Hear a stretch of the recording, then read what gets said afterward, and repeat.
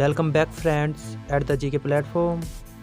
Friends, आज हम ऐसे टॉपिक पर बात करेंगे जो हमारे देश का बहुत बड़ा गर्व है, शान है। दोस्तों, मैं बात कर रहा हूँ बहुत बड़े कानून की, जिसे हम संविधान के नाम से जानते हैं। आगे बढ़ने से पहले दोस्तों, अगर हमारी वीडियो पसंद आए तो लाइक, कमेंट, शेयर करना और चैनल को सब्सक्राइब कर लेना।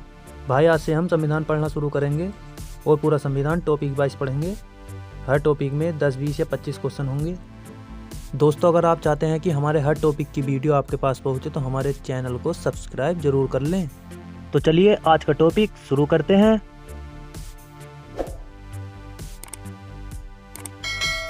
दोस्तों, द्वितीय विश्व युद्ध के बाद जब ब्रिटेन में आम चुनाव हुए तो उसमें क्लीमेंट एटली के नेतृत्व में सरकार बनी। मतलब क्लीमेंट एटली ब्रिटेन के प्रधानमंत्री बने। इनका संबंध लेबर पार्टी से था। ब्रिटेन के प्रधानमंत्री क्लीमेंट एटली बने। तो दोस्तों, प्रधानमंत्री क्लीमेंट एटली ने 14 मार्च 1946 को हाउस ऑफ कॉमन्स में यह घोषणा की कि भारत को स्वतंत्र होने का अधिकार है।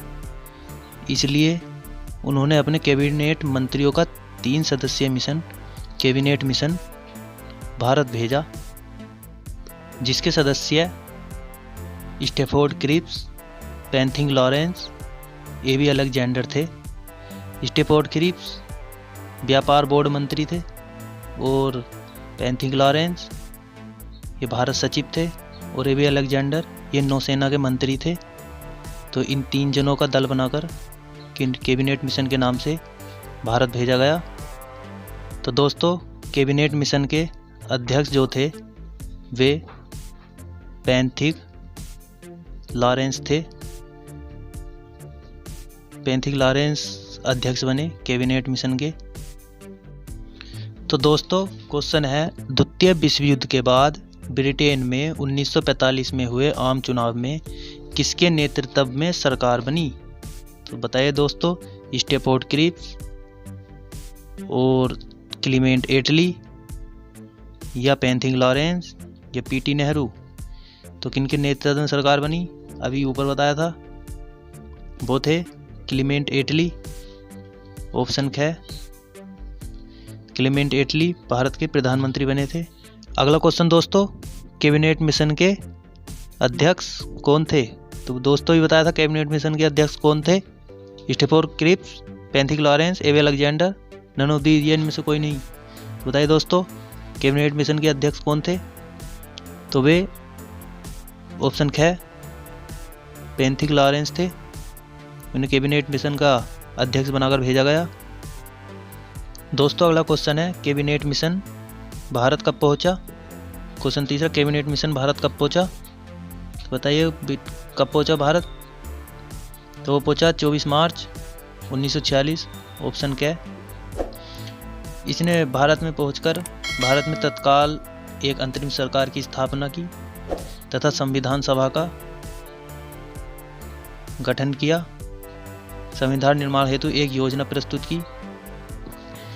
भारत में कैबिनेट मिशन के पहुंचने का यही कारण था, संविधान सभा का निर्माण करना।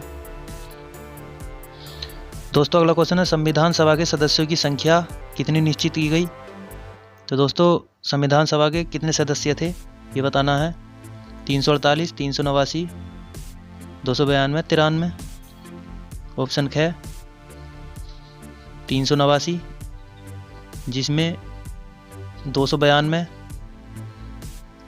ब्रिटिश प्रांतों से थे और 93 ये देसी रियासतों से, और 4 सदस्य थे जो चीफ कमिश्नरी से थे। तो दोस्तों, 389 संविधान सभा के सदस्यों की। तो फ्रेंड्स, अगला क्वेश्चन, कौन सी रियासत थी जिसके प्रतिनिधि संविधान सभा में सम्मिलित नहीं हुए थे? तो दोस्तों, कुछ रियासतें थीं जिसके सभी प्रतिनिधि संविधान सभा में सम्मिलित हुए। तो एक रियासत थी जो संविधान सभा में सम्मिलित नहीं हुई थी। कौन सी है वो? है ऑप्शन ग, हैदराबाद। जम्मू कश्मीर भी शामिल हो गई, जूनागढ़ भी। हैदराबाद ही एक ऐसी रियासत थी जो संविधान सभा में शामिल नहीं हुई थी। दोस्तों क्वेश्चन 6 है, पीटी नेहरू के नेतृत्व में बनी अंतरिम सरकार के अध्यक्ष कौन बनाए गए? तो दोस्तों 2 सितंबर 1946 को पंडित जवाहरलाल नेहरू के नेतृत्व में एक सरकार बनी, अंतरिम सरकार। तो इसके अध्यक्ष कौन बनाए गए? वे थे माउंटबेटन। ऑप्शन क्या है? ये अंतरिम सरकार के अध्यक्ष बनाए गए और उपाध्यक्ष बनाया गया स्वयं पीटी नेहरू को। तो अंतरिम सरकार के अध्यक्ष लॉर्ड माउंटबेटन। दोस्तों क्वेश्चन 7, मुस्लिम लीग के कितने सदस्य अंतरिम सरकार के मंत्रिमंडल में सम्मिलित हुए?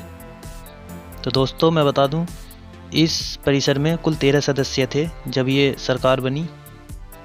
प्रारंभ में मुस्लिम लीग का इसमें कोई भी सदस्य सम्मिलित नहीं था। बाद में लॉर्ड वेवेल के प्रयास से 26 अक्टूबर 1946 को मुस्लिम लीग भी सरकार में शामिल हो गई। दोस्तों बाद में मुस्लिम लीग के सदस्यों को सम्मिलित करने के लिए इस 13 सदस्यों में से 3 सदस्य निकालकर बाद में मुस्लिम लीग के 5 सदस्य रखे गए। तो फिर कुल मिलाकर इसमें 15 सदस्य हुए। अंतरिम सरकार में के परिसर में 15 सदस्य हुए। तो मुस्लिम लीग के कितने सदस्य अंतरिम सरकार के मंत्रिमंडल में सम्मिलित हुए? तो कितने हुए? 5 सदस्य हुए। ये ऑप्शन घ बनता है। 5 सदस्य अंतरिम सरकार में सम्मिलित हुए। तो फ्रेंड्स अगला क्वेश्चन है, 1922 में किसने कहा था कि भारतीय संविधान भारतीयों की इच्छा अनुसार होगा? तो ये किसने कहा था कि भारतीय संविधान भारतीयों की इच्छा अनुसार होगा? पंडित जवाहरलाल नेहरू ने, महात्मा गांधी ने, भीमराव अम्बेडकर ने, या इनमें से किसी ने नहीं कहा था? तो दोस्तों ऑप्शन ख, महात्मा गांधी ने कहा था कि भारतीय संविधान भारतीयों की इच्छा अनुसार होगा। दोस्तों क्वेश्चन 9 है, ऐसे 2 वरिष्ठ नेता जो संविधान सभा के सदस्य नहीं थे। तो उनमें से पहले थे मोहम्मद अली जिन्ना। तो दूसरे कौन से थे जो संविधान सभा के सदस्य नहीं थे? महात्मा गांधी, मोतीलाल नेहरू, सच्चिदानंद सिन्हा, भीमराव अम्बेडकर। कौन थे? ऑप्शन क्या? थे महात्मा गांधी थे, एक मोहम्मद अली जिन्ना थे। ये 2 वरिष्ठ नेता थे जो संविधान सभा में सम्मिलित नहीं हुए थे।